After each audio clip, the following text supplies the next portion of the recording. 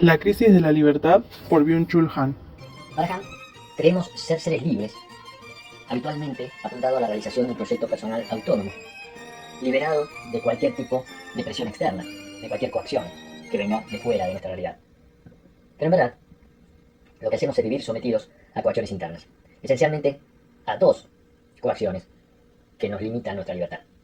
La primera es la búsqueda del rendimiento y la segunda es vivir con un ideal de optimización de todas las cosas que hacemos, ciertamente alto. La libertad de poder hacer, establece más coacciones que la vieja libertad limitada por el deber, ya que el deber hacer tenía límites, pero el poder hacer no los tiene. Estamos frente a una libertad paradójica, porque es una libertad basada en coacciones. El sujeto de rendimiento se pretende libre, pero es un absoluto esclavo de sí mismo, que aún sin un explotador que lo obligue, solo trabaja. Y aparecen, como emergentes de esa situación, enfermedades como la depresión, la fatiga crónica y el estrés. El neoliberalismo se presenta entonces como un sistema muy inteligente para explotar la libertad. Explota prácticas como la emoción, el juego, el fenómeno de la comunicación, como formas de limitar la libertad, porque la explotación más eficiente es la que se hace voluntariamente, la explotación voluntaria, la que se establece en la exigencia de rendimiento permanente como el objetivo primordial.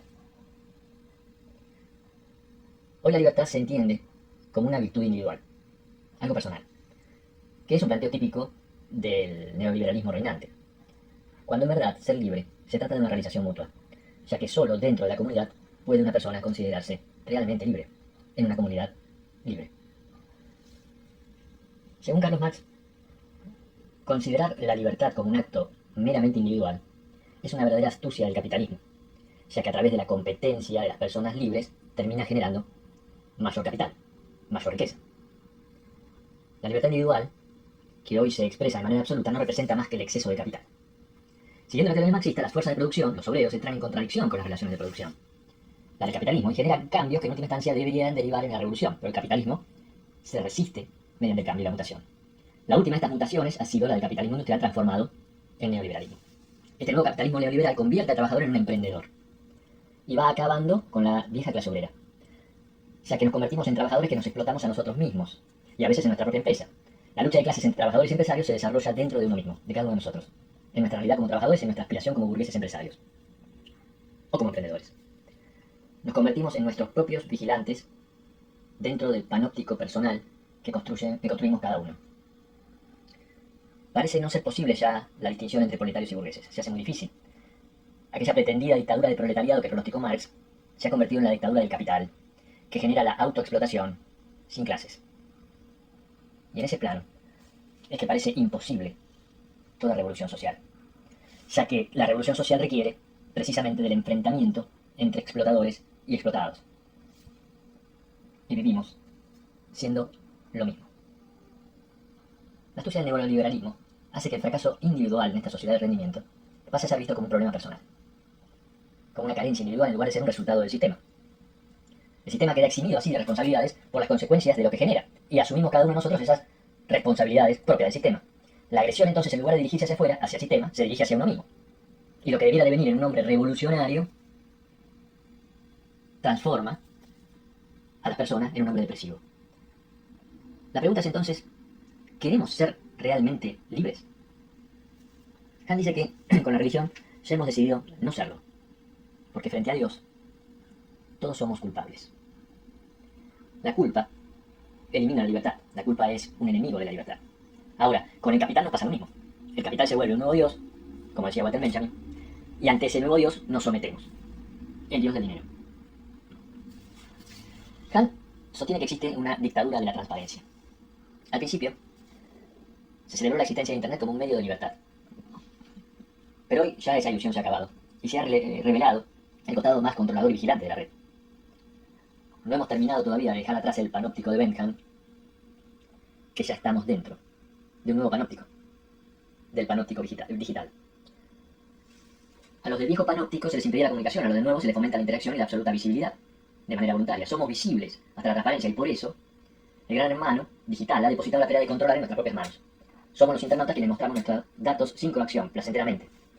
Toda técnica genera objeto de devoción. El nuestro es el smartphone y el me gusta es su amén digital. El celular se ha transformado en un confesionario móvil y Facebook es la nueva iglesia. La pretendida transparencia es un dispositivo neoliberal que lo da vuelta a todo, convirtiéndolo en información. Ya que en nuestra nueva estructura productiva la información es productividad, riqueza, pura positividad sin contexto.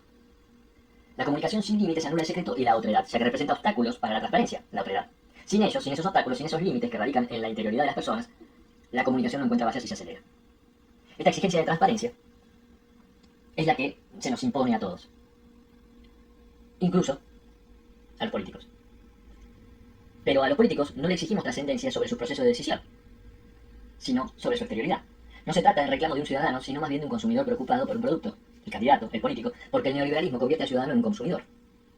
Y el votante, en tanto consumidor, no tiene interés en la comunidad. Y al mismo tiempo, se va construyendo una actitud contraria a la política misma. Han dice que a través de Big Data vamos hacia la psicopolítica digital, que es lo que permite intervenir en el pensamiento. Pronosticar sobre el pensamiento. El poder puede hoy pronosticar sobre el pensamiento. La persona se transforma en un sujeto cuantificable y eso lo vuelve transparente. Y el poder se vuelve inteligente. El poder se manifiesta de diversas maneras. La más inmediata es la negación de la libertad habitualmente. Pero el poder que debe recurrir a la violencia para sostenerse no es un poder supremo, ya que el solo hecho de que exista alguien que se oponga y deba ser violentado es signo de la debilidad del poder. El poder entonces puede recurrir a la represión, pero no puede sostenerse en ella todo el tiempo. Anular la libertad es la fase negativa del poder. Por eso, si el poder lograse valerse de la libertad para dominar, estaríamos en su fase positiva. Y eso es lo que pretende este sistema. Precisamente el neoliberalismo expresa la fase positiva del poder. Cuanto más fuerte es el poder, más silenciosamente actúa para que el dominado no se sienta dominado. Por eso el poder neoliberal es más eficiente aún que el viejo poder disciplinario. Su objetivo ya no es controlar, es motivar y activar más que prohibir. Es un poder seductor, busca complacer haciendo a las personas dependientes, no sumisas. Se trata de un poder más afirmativo que negador, más seductor que represor. Genera emociones positivas, sin enfrentarse al sujeto. No impone silencio, sino que estimula la expresión. No niega la libertad, sino que la explota. Uno se somete consumiendo y comunicando. El neoliberalismo es el capitalismo de me gusta, sin prohibiciones. Ejerce su poder generando dependencia. Por eso, la advertencia ante ese imperio de me gusta es protégeme de lo que quiero. Yo soy mi propio verdugo. El viejo sistema disciplinario genera lo que Michel Foucault llamaba el poder biopolítico. Un poder que ya no se relaciona con el dominio sobre la muerte, sino sobre el control de la vida. La administración de los cuerpos. Para hacerlos productivos y no para castigarlos. Un poder disciplinario ordena el cuerpo con una coacción que impone la relación docilidad-utilidad. Si uno se convierte en una persona dócil, se vuelve una persona útil. El poder disciplinario tiene la negatividad propia de un modelo normativo, o bien tenía, ¿sí? Porque ya es pasado. El modelo disciplinario tiene la negatividad propia de un modelo normativo. Yo podría violar la norma, pero sigo la norma, por eso me convierto en un sujeto obediente. El problema es que la biopolítica no es útil para el desarrollo del neoliberalismo, que busca acceder al control de la psique. Ya que la acción biopolítica no accede a la mente, sino al cuerpo. Y será el Big Data la mejor herramienta para encontrar el camino que conduzca al control de la mente. El panóptico digital va a contramano del panóptico disciplinario en materia de comunicación. El Big Data nos muestra una apariencia de mayor libertad sumando palabras y nuevos conceptos, pero es a través de la transparencia y la información cómo se construye eso que llamamos la libertad. El régimen liberal, reitera Han, no es represivo, es permisivo y proyectivo. Tiene un aspecto de un poder amable. El panóptico digital, este nuevo dispositivo de control, es autoexposición, iluminación propia. No se nos extrae información contra nuestra voluntad. Al contrario, hasta somos capaces de desnudarnos por iniciativa propia. Comunicación y control coinciden totalmente. Cada uno de nosotros se ha vuelto un panóptico de sí mismo. El consumo no se reprime por escasez, sino que se promociona por exceso. Vivimos la absoluta positividad. El poder adopta una metodología sutil, ya que no se apodera del individuo, sino que actúa para que el individuo, reproduciendo los mecanismos de dominación, interpretándolos como libertad, se apodere de sí mismo. Nos sentimos libres, positivamente libres, por todas partes se promociona la libertad, pero no lo somos. El régimen neoliberal no pretende solo explotar el cuerpo, sino a la persona en su totalidad, la vida misma. Todos los bloqueos y debilidades deben ser eliminados para incrementar la eficacia del rendimiento. El poder neoliberal introduce la época del agotamiento. Lo que se agota en el régimen neoliberal no es el cuerpo, sino la psiquis. Y de ahí que nuestras enfermedades sean las depresiones, que son combatidas con fármacos y libros de autoayuda que enseñan cómo ser perfectos. El objetivo es la optimización total para la optimización total del sistema. Para ello el neoliberalismo construye rasgos religiosos, trabajando sobre el propio yo. Y en lugar de los pecados lo ocupan los pensamientos negativos. El yo lucha contra sí mismo porque el enemigo es uno mismo. Los predicadores son como coaches motivacionales predicando el evangelio de rendimiento sin límites. La psicopolítica neoliberal, que pide más y más rendimiento, y lo hace apelando a nuestras emociones, se convierte en un verdadero capitalismo de la emoción. Por eso hoy se habla muy frecuentemente de la emoción. Incluso se investiga las emociones, hemos dejado de ser seres racionales para ser seres emocionales. Pero debemos aclarar que el auge de la emoción también tiene que ver con la economía. El sentimiento remite al objetivo, pero la emoción enfoca en el subjetivo. El sentimiento tiene un factor de duración que no tiene la emoción, que suele ser fugaz. El capitalismo industrial requiere de una racionalidad, pero el actual capitalismo de consumo capitaliza emociones, porque vende significado, no valores de uso, sino valores emotivos. La racionalidad disciplinaria es altamente productiva, pero llegó al límite, cuando comenzó a percibirse como coacción. El neoliberalismo celebra la emoción e impulsa la emocionalización del proceso productivo, convirtiendo al sistema en una dictadura de la emoción. El capitalismo cultural introduce la emoción para generar necesidades y consumir. Consumimos emociones que superan las cosas mismas. Pero las personas también están comprometidas emocionalmente, incluso en la organización corporativa. El hecho de que un gerente debe ser un motivador que maneje emociones positivas. Así la emoción se convierte en una herramienta del poder psicopolítico. Otro factor de poder dentro de la psicopolítica es la teoría del dataísmo, que dice que actualmente tenemos una capacidad inigualable de acumular datos, bajo la idea de que todo lo medible debe ser medido, porque los datos nos permitirán casi todo, incluso comprender el presente y el pasado. En su primera ilustración de la modernidad, se celebró la estadística, como herramienta para limpiar la realidad de mitos, por medio del conocimiento objetivo, la razón reprimiendo la imaginación y el deseo. La primera ilustración de la razón terminó frustrándose, cuando esa razón, por una rara dialéctica, terminó convirtiéndose en instrumento, en herramienta sin profundidad, en barbarie. Y esta misma dialéctica amenaza hoy a la segunda ilustración, la de nuestro presente, la de los datos, mediante el retorno al mito de los datos, a la barbarie de los datos. La gran creencia, el gran mito, es que lo medible domina la era digital y hasta se equipa al cuerpo con sensores de datos para medir su conducta, temperatura, glucosa, calorías, movimiento, grasas, pulsaciones, hasta la relajación se mide la eficacia. Se denota la sensación en los estados de ánimo, la automedición para incrementar el rendimiento. Todo se mide, pero el cálculo no responde a una pregunta esencial. ¿Quién soy? Porque cuando el ser se descompone en datos, al mismo tiempo, nos vaciamos de sentido. Mientras, cada clic que hacemos queda registrado. Cada palabra que ponemos en Google, todo paso que damos en la red, toda nuestra vida registrada digitalmente.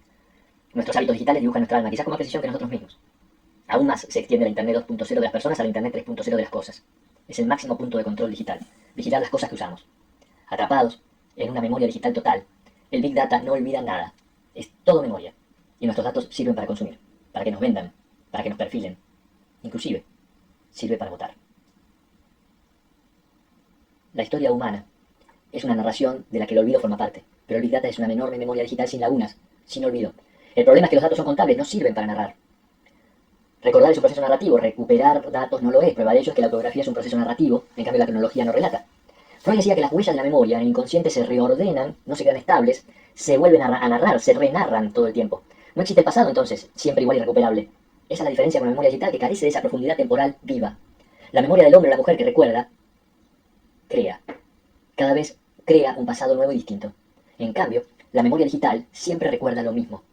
No cambia, nunca. La memoria digital es siempre igual. El Big Data solo muestra correlaciones de datos, carece de conceptos. El conocimiento absoluto que pretende alcanzar el Big Data es, por el contrario, el desconocimiento absoluto. El espíritu requiere una totalidad integrada con sentido, pero sin espíritu, el mundo se reduce a lo meramente aditivo. El Big Data es también un big deal, un gran negocio. Los datos se comercializan. Se trata del espacio en que el Estado vigilante y el mercado se fusionan. Las empresas de datos saben más de las personas que los servicios de inteligencia. Agrupan a las personas según su importancia en tanto consumidores. Así, los más deseados son los que tienen entre 36 y 45 años, se levantan temprano, hacen ejercicio y no tienen hijos. El Big Data permite establecer quiénes son pasibles de recibir créditos y quiénes no. Establece qué tipo de personas son indeseables para el sistema, descartables. El Big Data logra penetrar en microacciones que escapan a la conciencia, pone de manifiesto patrones de comportamiento colectivo de los que el individuo no es concretamente consciente. La total conexión aumenta la conformidad con lo existente. La comunicación funciona mejor. Se muestra más veloz, donde el igual predomina, no donde existen elementos singulares distintos, diferentes. Por eso la rebeldía de la otredad, la existencia de lo diferente, lentifica la comunicación plana. Por eso decimos que es el infierno del igual, donde la comunicación alcanza su máxima aceleración. En el universo de los datos no hay entonces lugar ni para locos ni para idiotas. ¿Pero qué es un idiota? El filósofo francés Gilles Deleuze sostiene que la función de la filosofía es precisamente hacerse el idiota. Porque una filosofía genera un nuevo idioma, una nueva lengua, un nuevo pensamiento, una nueva reflexión. Y solo el idiota tiene la capacidad de acceder a lo totalmente otro. El idiota es por esencia el desconectado, el desinformado, habita una fuera impensable que escapa a la comunicación. El idiotismo es idiosincrático, es singular, particular, y en la aceleración actual de la comunicación encuentra en lo particular una valla, un obstáculo. En lo diferente, un límite. El idiota es un hereje moderno que tiene el valor de desviarse de lo establecido. Resiste el consenso. Y es la violencia del consenso lo que termina anulando el idiotismo. Con estas características, el idiotismo se opone al poder neoliberal de la vigilancia total, ya que el idiota no forma parte de la comunicación. Se recoge en el silencio, construye espacios de silencio y de soledad. En 1995, Gilles Deleuze anunció la política del silencio, contra el neoliberalismo que obliga a la comunicación y a la información permanente. Esta política del silencio consiste en generar espacios de silencio y de soledad, en los que solo sea posible decir algo que merezca ser dicho. Frente a un modelo político como el actual, en el que no es problema expresar libremente la opinión, el problema es encontrar algo que decir. Las fuerzas represivas ya no nos impiden expresarnos, por el contrario nos impulsan a hacerlo, porque es parte del imperio de la emocionalidad.